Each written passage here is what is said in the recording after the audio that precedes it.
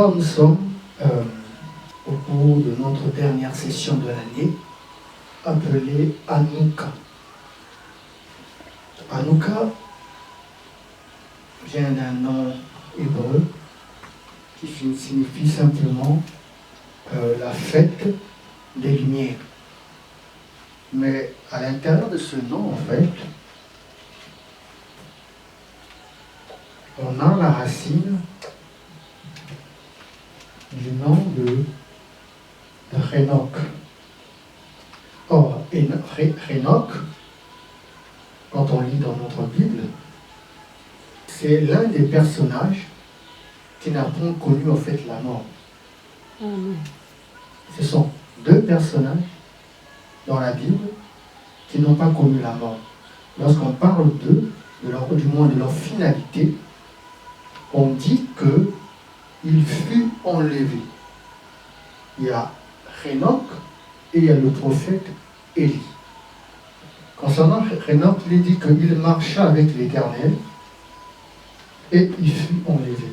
Il ne fut plus. Donc, or, quand on creuse un peu le personnage de Hénoch, on nous dit en fait, il s'agit du prince des faces, c'est-à-dire celui qui est détenteur des mystères, en d'autres termes, Métraton. Et l'histoire de Hénoch tourne autour de l'Égypte, tourne autour de la sagesse égyptienne. Donc les grands secrets que cette terre a appelée l'Égypte a connu, le détenteur de ce secret, celui qui a porté tout ce savoir-là, c'est Hénoch, qui n'est que Métraton, en fait, le prince des faces. Prince des faces, pourquoi? Parce qu'on dit qu'il est à côté de l'Éternel. Si on peut dire l'archange, en fait, qui est proche de l'Éternel. Donc, quand on le voit, c'est comme si on a vu l'Éternel. Tout en sachant que l'Éternel est humiliable. Il est indéfinissable. Il n'a pas de nom. Donc, il est à côté de celui qui n'a pas de nom, l'ancien des jours. Et lui s'est incarné dans Hénoch. Et il a passé son temps à enseigner, à transmettre les secrets en Égypte. Donc, quand on dit fête de lumière Hanouka, il s'agit en fait des êtres de lumière, des êtres lumineux qui sont descendus pour enseigner, pour initier, pour transmettre. Parce que même dans le nom de Hénoch, c'est Hana, qui veut dire initier, transmettre quelque chose. C'est quoi cette chose? Ça va être un peu le sens du message. Donc, voilà un peu derrière ce nom de Hanouka. Derrière ce nom de Hanouka, fête des lumières.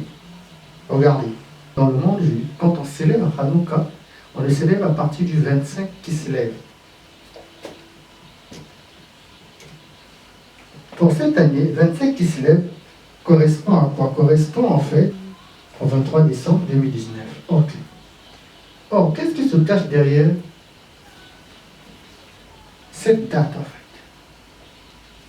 Déjà, la tradition juive dit ceci en fait. Ils disent que à l'intérieur de ce jour 25 qui se lève, il y a 8 jours à l'intérieur. La question la plus évidente, c'est comment une journée peut en elle détenir 8 autres jours. C'est-à-dire, une journée, c'est 24 heures. Elle ne peut pas détenir encore 8 autres jours. En fait, quelque chose qui coince, en fait. C'est parce que les sages, comme je disais tout à l'heure, il s'agit de l'initiation, il s'agit des secrets. Les sages, ceux qui ont été initiés par la sagesse de Hénoch, par le prince des faces, on nous a révélé en fait dans notre calendrier, il y a un jour dans l'année qui est hors temps. C'est-à-dire ce jour-là est intemporel. Voilà pourquoi ce jour peut contenir 8 autres jours à l'intérieur. Parce qu'on ne calcule pas comme on calcule une journée dite normale. Donc, puisque ce jour-là, qui est hors temps, qui est intemporel, tombe quoi? Tombe pour cette année, le 23 décembre 2019. Or, il s'avère que ce jour-là correspond à quoi? Au lendemain de solstice d'hiver. Et quand on avance un peu plus loin, on dit que c'est le portail de la 11e vibration, de la 11e énergie qui s'ouvre. C'est hors temps parce qu'il s'agit en fait de la 11e vibration. Pourquoi la 11e vibration? Parce que la 11e vibration parle de la 11e parole. Quand on regarde en fait la création dans Genèse 1, on parle d'une création en 7 jours. Mais dans cette création en 7 jours, ce sont 10 paroles. 10 paroles qui ont été prononcées. Et Dieu dit, et Dieu dit, et Dieu dit. Quand on le compte, c'est 10 fois. C'est 10 fois. Ok. 10 fois pendant 7 jours. Donc c'est une création temporelle. C'est une création limitée. C'est une création restreinte. Maintenant, quand on arrive dans cette création restreinte, dans cette création limitée, il y a un jour qui est hors la création limitée. Il y a un jour qui est hors temps. Or, ce jour-là ouvre quoi? Ouvre le 11e portail, la 11e vibration. Voilà pourquoi le thème même de la session, c'est quoi? Les ouvriers de la 11e heure, tiré du livre de Matthieu 20, de 1 jusqu'à 16. Donc, le 25 qui se lève nous ouvre en fait une 11e vibration. Le 11e portail nous ouvre une fenêtre qui est intemporelle, qui est hors temps. Ok. Mais maintenant, puisqu'il s'agit d'Hanouka, c'est une menorah à 7 branches. Donc, on a en fait la menorah à 9 branches avec une lumière au centre. C'est cette lumière-là qui va allumer chaque jour les autres lampes. Et cette lumière, elle va allumer les 8 autres lampes pendant 8 jours. Ce qui fera que la fête va durer 8 jours. C'est pour parler de quoi? 8 lumières, 8 sagesses, 8 enseignements. Mais lesquels? Ce sont des secrets. Ce sont des connaissances venues de là-haut, des êtres de lumière. Voilà pourquoi la fête est appelée fête de lumière. Elle est appelée fête de lumière parce qu'il s'agit de la sagesse des fils des lumières. Ceux qui vivent dans les étoiles, les habitants de d'autres cieux. Donc quand on dit les ouvriers de la 11e heure, il s'agit ici en fait des êtres qui vivent, qui occupent d'autres étoiles. Parce qu'elles ne sont pas vides. Si, jusqu'en 2010, au XXIe siècle, si on continue à croire, à penser que les myriades et myriades des étoiles qui existent déjà dans notre galaxie, et qu'elles ne sont pas habitées, franchement, du courage. Donc, pendant le 25 qui se lève, c'est le portail de la 11e vibration. Alors, le portail de la 11e vibration, il s'agit venus d'ailleurs, qui viennent transmettre, comme le fut en fait Métraton, qui s'est incarné avec ce nom de Hénoch, c'est-à-dire que l'initiateur, l'initié, pourquoi? Pour l'Égypte. Il a communiqué les secrets en Égypte. Ok. Je voulais mettre ça comme base pour que vous compreniez là où je vais en venir. Le thème, comme je l'ai déjà dit, c'est les ouvriers de la 11e heure. Ok. Qui se révèlent être en fait des habitants d'autres contrées, d'autres cieux. Ils viennent transmettre, ils viennent nous communiquer, ils viennent nous donner quelque chose. Pourquoi? C'est pour faire passer l'homme qui est terrestre, le faire transfigurer vers une toute autre nature d'homme. Tiens. La Bible, on peut dire tout ce que l'on veut. On peut dire que non, elle a été réécrite, falsifiée, retouchée. Tout ça, c'est vrai. C'est vrai. Mais, à l'intérieur, il y a en fait des pépites.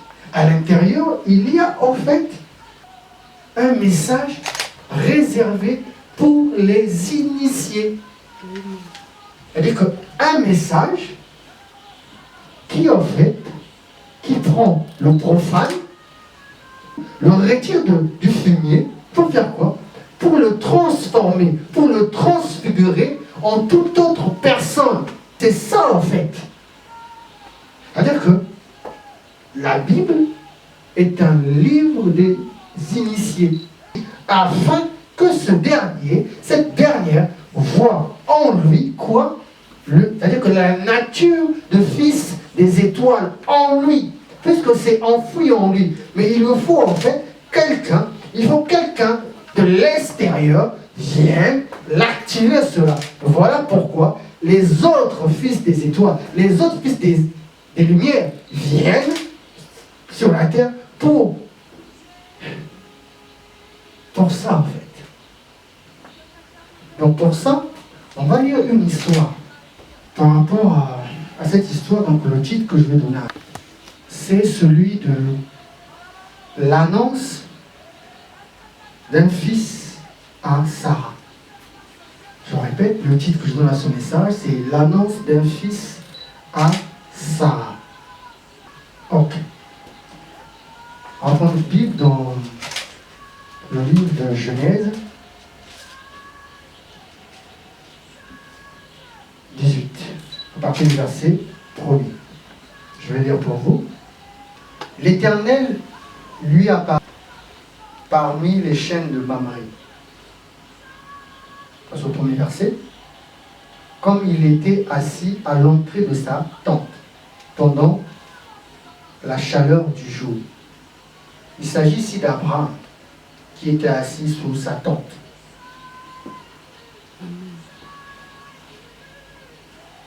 Et la tradition juive nous dit en fait, ce jour-là correspond au 3e jour de la circoncision d'Abraham.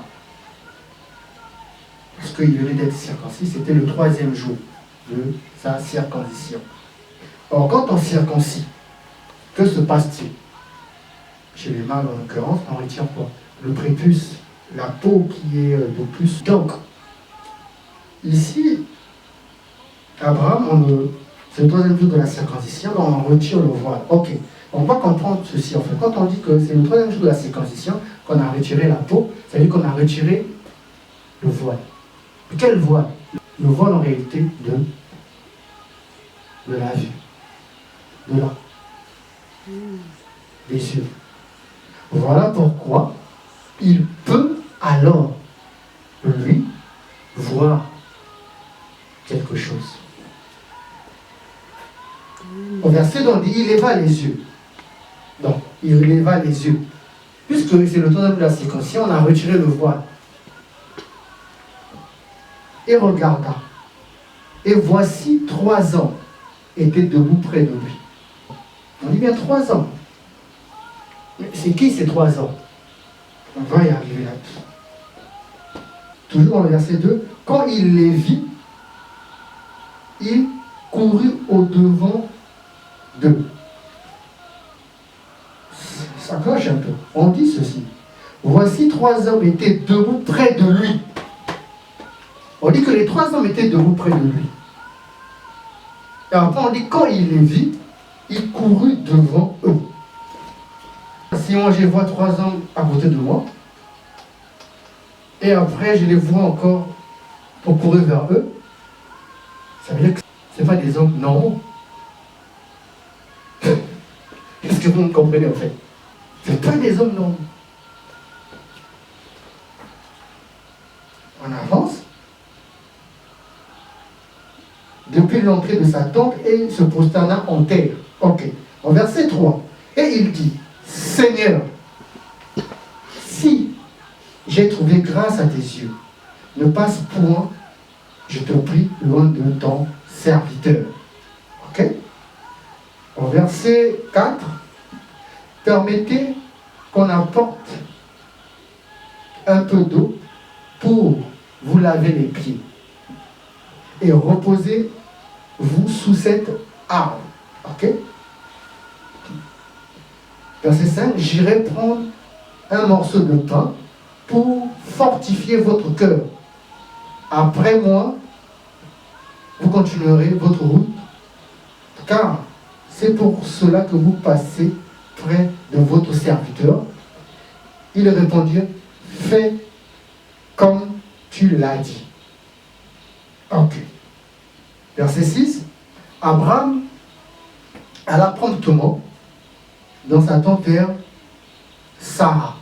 N'oubliez pas, le titre c'est l'annonce d'un fils à Sarah. Et il dit, vite, 3 mesures de fleurs de farine, pétris et fait des gâteaux. Verset 7. Et Abraham courut à son troupeau, prit un veau tendre et bon, et le donna à un serviteur. Ok. Qui se hâta de la prêter. Verset 8. Il prit encore de la crème et du lait avec le veau qu'on avait apprêté. Et il les mit devant eux. Il se tint lui-même à leur côté sous l'arbre et ils mangèrent. Verset 9. Alors ils lui dirent, où est Sarah, ta femme? Il répondit, elle est là dans la tente. Verset 10. L'un d'entre eux dit, je reviendrai vers toi à cette même époque. Et voici, Sarah, ta femme, aura un fils. Je répète, je reviendrai vers toi à cette même époque. Et voici, Sarah, ta femme, aura un fils. L'annonce d'un fils à Sarah. Sarah écoutait à l'entrée de la tente qui était derrière lui. Verset 11. Abraham et Sarah étaient vieux, avancés en âge, et Sarah ne pouvait plus espérer avoir des enfants. Verset 12. Elle rit en elle-même en disant, maintenant que je suis vierge, aurais-je encore des désirs? Mon Seigneur aussi est vieux. Verset 13. L'Éternel dit à Abraham, pourquoi donc Sarah a-t-elle ri en disant, est-ce que vraiment j'aurai un enfant, moi qui suis vieille? Verset 14. Y a-t-il rien qui soit étonnant de la part de l'Éternel? Au temps fixé, je reviendrai vers toi, et à cette même époque, et Sarah aura un fils. Sarah mentit en disant, je n'ai pas ri, car elle eut peur, mais il dit, au contraire, tu y as ri. Ok. On va s'arrêter là. Ici, on annonce à Sarah que tu vas avoir un fils. Sarah et Abraham sont en âge avancé. Ils sont au troisième âge. Donc, comme on le sait, dans le chapitre toujours de Genèse 17, à partir du verset 17, là-bas on peut lire lorsque le Seigneur va changer le nom de Abraham, ça devient Abraham, et celui de Sarah, qui était Sarai, qui a devenu Sarah. Là-bas on nous dit que Abraham avait 100 ans, c'était un centenaire. Et Sarah avait 90 ans. C'était une nanogénaire. Donc, quand l'ange dit que tu auras un fils, elle rigole en fait. Elle dit comment cela se fera-t-il? Et c'est la même configuration lorsque un dénommé, Gabriel, un jour, dans le Nouveau Testament, va voir une dénommée qui? Marie. Pour dire que tu auras un fils. On expliquera que là, la puissance du Saint-Esprit te couvrira et l'enfant qui naîtra de toi sera appelé fils du Très-Haut. Donc, on voit aussi dans ce texte-là, dans Genèse, c'est aussi la même chose. Parce que cette annonce, elle n'est pas faite par des hommes faits de chair et de sang. Mais il s'agit de qui concrètement? Lorsqu'on creuse un peu, on réalise que ces 3 hommes, il s'agissait de 3 archanges. Il s'agissait de Michael, il s'agissait de Gabriel, et il s'agissait de Raphaël. Ces 3 archanges ont des rôles différents. Michael, c'est l'armée de l'Éternel. C'est celui qui va en fait combattre. Voilà pourquoi il dit Michael, c'est qui est comme elle, qui est comme Dieu. C'est-à-dire pour parler de sa force. D'ailleurs, on le lit dans l'Apocalypse, on dit quoi? Michael, avec son armée, combattit le dragon. Avec aussi son armée. Donc quand il s'agit de l'affrontement, quand il s'agit de se battre, il s'agit de Michael. Celui qui incarne ce nom-là, c'est David. Il faut dire l'Éternel des armées. C'est-à-dire qu'il y avait Sabaoth, c'est-à-dire que la force de l'armée. N'oublions pas que David a été un homme de guerre. D'où on lui a interdit de construire le temple. Pourquoi? Parce qu'il a fait couler du sang. Par la suite, Gabriel. Gabriel, c'est celui qui, en fait, ça vient du mot Gibor. Gibor dans le sens, en fait, puissant. Donc, quand il s'agit de enfanter, de donner naissance, l'archange qui rentre en jeu, c'est Gabriel. Donc, partout où il passe, en fait, il s'agit, en fait, de naissance. Il annonce la naissance.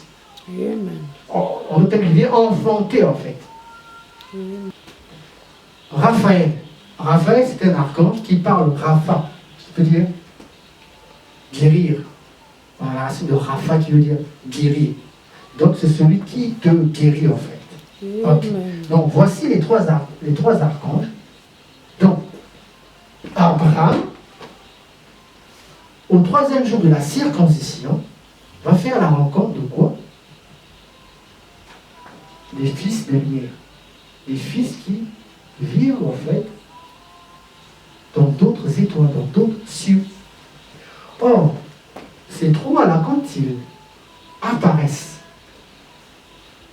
à une personne, ça veut dire qu'il y a quelque chose qu'ils vont faire avec cette personne. Il y a forcément quelque chose qu'ils vont faire. Ce n'est pas une apparition anodine. Cela évoque quelque chose qu'ils veulent faire. Mais c'est quoi ces choses?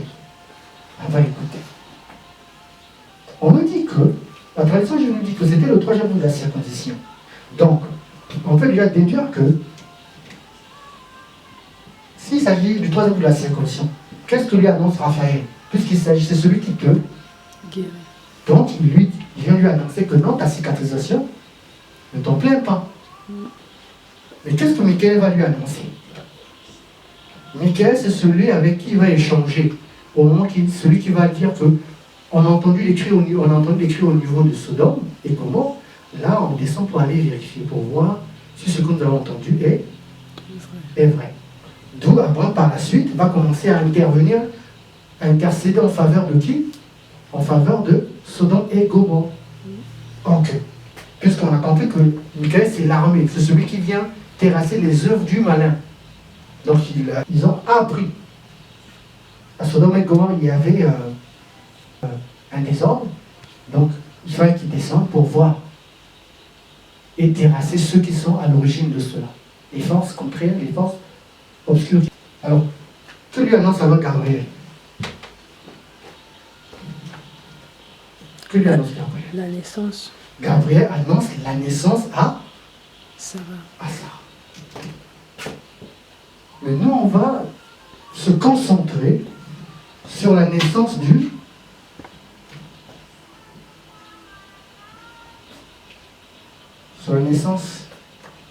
d'un fils. Nous allons se concentrer sur Gabriel. Puisque c'est lui qui dira, dans le verset 10, on dira, l'un d'entre eux dit, puisqu'ils sont à trois, l'un d'entre eux dit, je reviendrai vers toi à cette même époque, et voici Sarah, ta femme, aura un fils. Avant d'aller plus loin, lorsqu'on dit deux personnes sont en couple, on veut dire par ailleurs que les deux personnes ne forment qu'une seule et même réalité. Donc, quand on dit Abraham et Sarah, les deux ne veulent dire que la même chose, puisque c'est un couple. C'est un couple qui marche ensemble, c'est un couple qui vit ensemble. Mais ce couple-là avait un problème. Ce couple n'arrivait pas à enfanter, n'arrivait pas à avoir un enfant. Okay. Il va y avoir l'intervention de Gabriel à ce sujet. Or, chaque fois que Gabriel est apparu dans la Bible, comme je vous l'ai dit tout à l'heure, c'est toujours une affaire de naissance.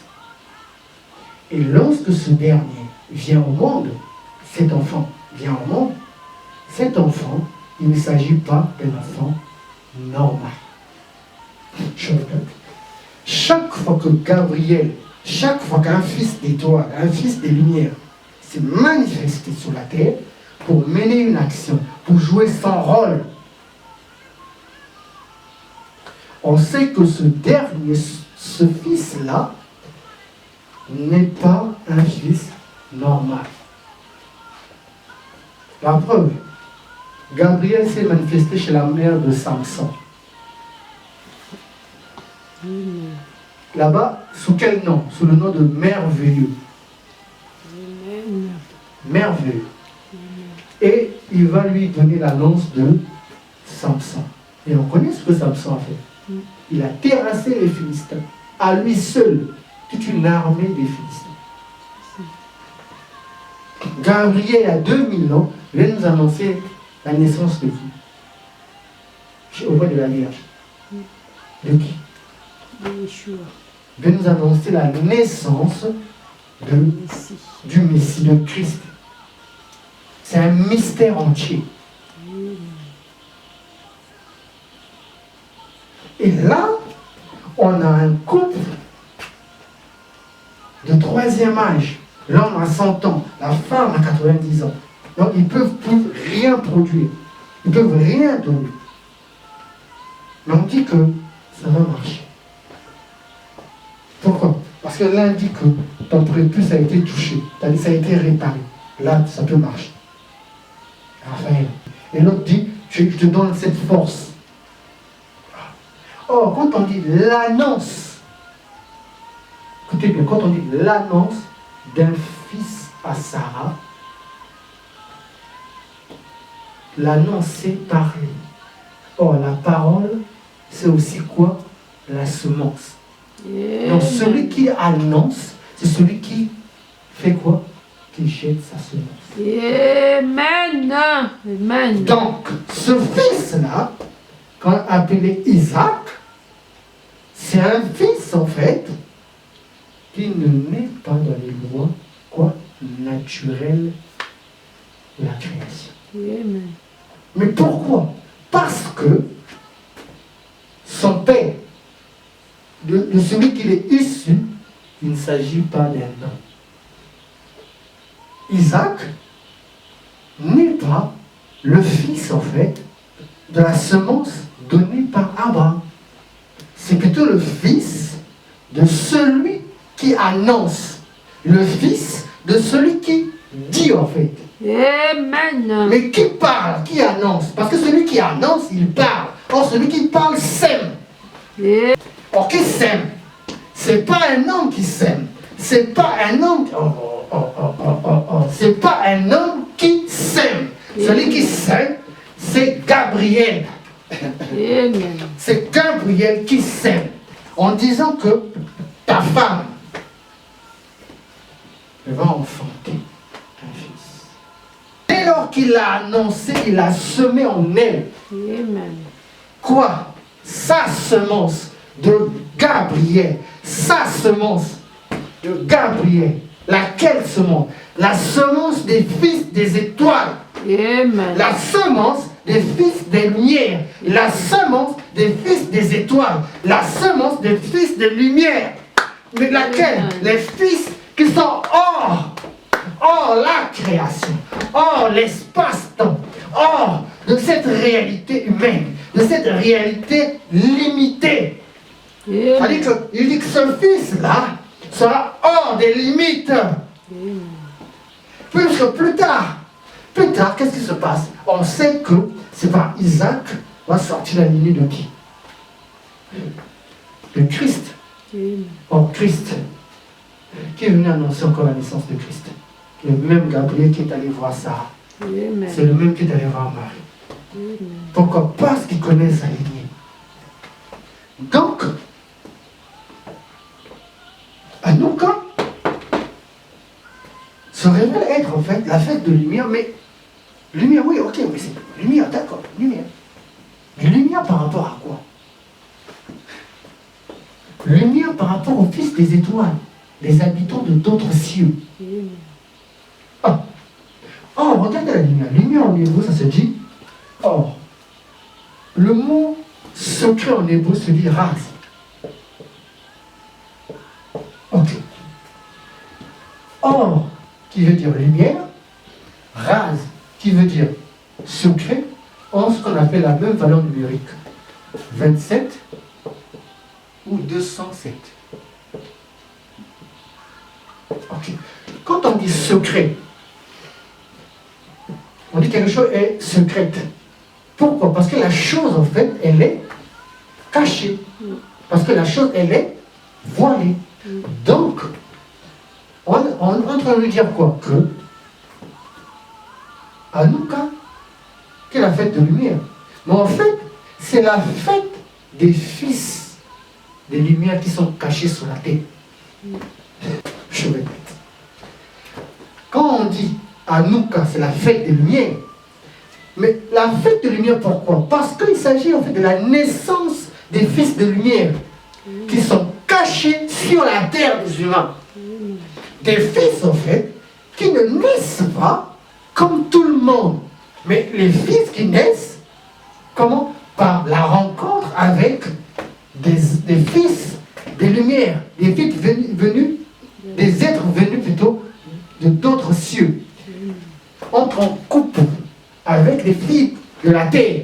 Et après, ils donnent naissance à quoi? Ils donnent naissance à des fils.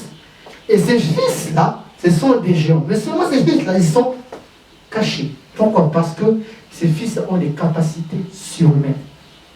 Donc, ils se fondent dans la masse. Pourquoi? Parce que ces fils et ces filles ont des capacités surhumaines, ont des capacités au-delà de la moyenne, ont des capacités surhumaines, d'où ils se cachent. Ils ne veulent pas se faire identifier. Ils font semblant qu'ils sont comme tout le monde. Or, ces fils-là ont été de toujours ceux-là qui ont voulu initier les humains. Ces fils-là ont toujours été ceux-là qui ont voulu initier les humains. À quoi? À les retirer de la poussière, à les retirer de la boue, à les retirer, c'est-à-dire que du traquenard des limites du corps terrestre. Il les initie pour que eux aussi voient en eux aussi les capacités surhumaines. Voilà pourquoi Christ pouvait dire, si quelqu'un croit en moi, il fera les choses même plus grandes. On a vu des pécheurs qui ont suivi Christ. Ils ont fait des choses extraordinaires. Pourquoi? Parce qu'ils ont suivi un des fils des étoiles. Un des fils.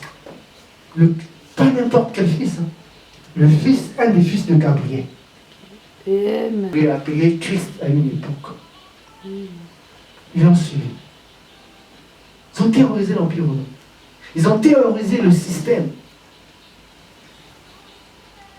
mis en place. Les Sadducéens, les pharisiens, les scribes. Or, chaque fois que ces fils-là ont voulu drainer les foules, drainer les masses vers ce chemin-là, le système en place a toujours combattu cela. Je répète, chaque fois que ces fils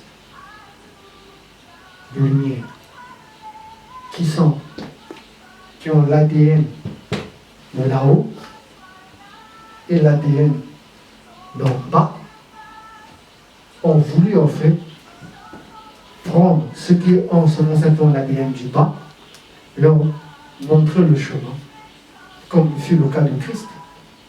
Ils ont été matraqués, ont été poursuivis, pourchassés. Par quoi? Par le système en place. Ont été poursuivis par le système en place. Pourquoi? Parce que le système en place s'appuie sur quoi? S'appuie sur des hommes, en fait, des hommes qu'ils ont transformés comme des esclaves. Alors, nous, notre système marche, ne vit que grâce à ces hommes qui sont pour nous nos esclaves. Et toi, tu veux venir leur faire sortir de ce système-là, leur affranchir. Mais affranchir en quoi? Les affranchir à travers une marche initiatique afin qu'ils puissent voir les capacités surhumaines. Or, si ces hommes, c'est des femmes, les masses et les foules voient en eux ces capacités surhumaines, en d'autres termes, c'est quoi? Le système en place, c'est mort. Donc, ils ne peuvent pas te laisser agir. Ils ne peuvent pas laisser à un fils de la ligne de Gabriel, c'est-à-dire que drainer les foules, les enseigner, c'est-à-dire que les révéler les mystères, les initier, ils ne peuvent pas laisser, donc ils doivent faire tout. Ils doivent éliminer ces fils-là. Parce que ces fils-là sont gênants pour le système. Donc ces fils-là, qui sont là sur la terre, souvent on croit que la naissance de Christ, ce type de naissance, elle s'est faite uniquement avec Christ. Mais non. Ce type de naissance, elle ne s'est pas faite uniquement avec Christ. C'est vrai, je viens de vous citer quelques cas. Mais, ou encore dans Genèse 6, on en parle. Mais il y a des grands hommes qu'on en parle très peu, où leur naissance reste mystérieuse, où leur naissance reste quelque chose de caché, on ne sait pas. vous en citer. Je vais vous en citer au moins deux. Je ne vais pas trop vous faire mal à la tête à ce sujet. Celui dont on appelle Pythagore. Pythagore a une naissance identique que celle de Christ. Puis aussi ce philosophe Socrate. Pourquoi ce sont des gens en fait, voilà. Et pourtant c'est des gens qu'on connaît, c'est des gens célèbres dans notre, jadis dans un temps donné dans notre société. Oui, mais ils ne sont pas célèbres comme ça parce que en fait, ce sont des hommes qui ont en eux la semence des archanges. C'est-à-dire que leur naissance, leur venue ici, elle s'est faite avec une. C'est-à-dire que leur mère en fait une rencontre avec des êtres venus d'ailleurs. Donc ces fils-là, ou ces filles-là, ne sont pas comme tous. D'où leur intelligence, leur façon de réfléchir et leur façon de faire les choses, c'est au-dessus de la moyenne, au-dessus de tout. Mais seulement, de plus en plus, ils se fondent dans la masse. Pourquoi? Pour éviter d'être repérés. Parce que s'ils se font repérer, le système va vouloir les récupérer, donc ils travaillent pour eux. Or, eux, leur but premier, ce n'est pas de consolider le système, parce qu'ils savent que le système déjà aliène les gens à ne plus finir. Leur but, c'est de vouloir faire sortir les gens de l'emprise du système. Mais ça, c'est pas évident. Parce que les foules sont tellement endormis, ou bien ne savent même plus à quel sens se vouer, donc voilà. Se disent quand ça va arriver, quand on va sortir quand. Parce que la meilleure chose, comprenez-le définitivement, la meilleure chose que les habitants des États peuvent nous faire, c'est de nous enfanter ces enfants-là sur notre espace. Parce que cet enfant-là aura une partie de nous. Et on dit ceci, que les cieux des cieux sont à l'Éternel. Et la terre, il a donné à quoi? Au Fils de l'homme. Ça veut dire quoi? La terre, c'est l'espace des hommes. C'est l'espace des hommes. Les cieux des cieux, c'est l'espace d'autres personnes, d'autres habitants, d'autres êtres. La meilleure façon des habitants d'autres cieux, Michael, Gabriel, Raphaël, leur meilleure façon de nous venir en aide, c'est de entrer en contact avec une terrienne. Ils enfantent un enfant. Et ce dernier-là aura en lui la lumière de d'autres cieux et la lumière de la terre. Et en lui, il aura la mission, la charge de faire quoi? De venir sortir ses semblables. Pourquoi? Parce qu'il aura une partie de nous. Il aura une partie de nous. Une partie de ses semblables qui vient à la rescousse. Donc, ça a toujours été ainsi. Voilà pourquoi ces derniers, quand ils naissent, on cherche par les vaisés moyens pour faire quoi? Pour les étouffer. Ce genre de naissance reste toujours mystérieuse, cachée, réservée, secrète, parce que ça ne fait pas des affaires, le système mis en place. On se souvient en Égypte. La naissance de Moïse, qu'est-ce qui s'est passé? Qu'est-ce qui s'est passé pendant la naissance de Moïse? On a zigoué tous les enfants. On a zigoué tous les enfants. Qu'est-ce qui s'est passé pendant la naissance de Christ? On a encore zigoué tous les enfants. Pourquoi ce genre de décision si drastique? L'annonce d'un fils à Sarah, l'annonce. Celui qui annonce, comme on a lu là, l'un d'entre eux dit, je reviendrai vers toi à cette même époque, et voici Sarah, ta femme, aura un fils. Sarah, ta femme, aura un fils.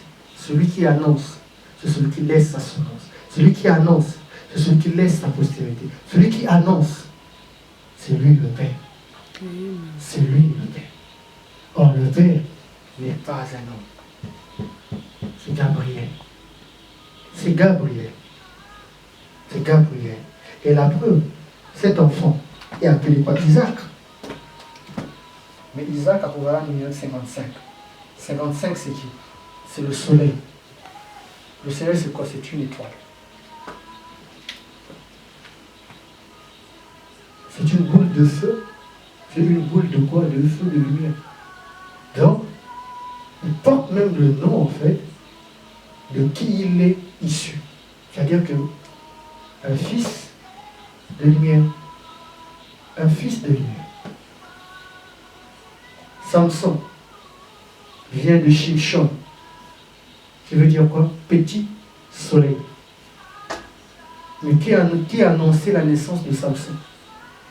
C'est aussi un être de lumière. C'était aussi Gabriel. Mais là-bas, cette catégorie de Gabriel s'est présentée avec le prénom de merveilleux. De merveilleux. C'est le nom qu'il donne à la mère de Samson. Donc, ces fils-là naissent tout le temps. Ils sont là avec nous. Mais avec Charles, avec cette mission. Ce sont eux, en fait, souvent les grands penseurs, les penseurs libres.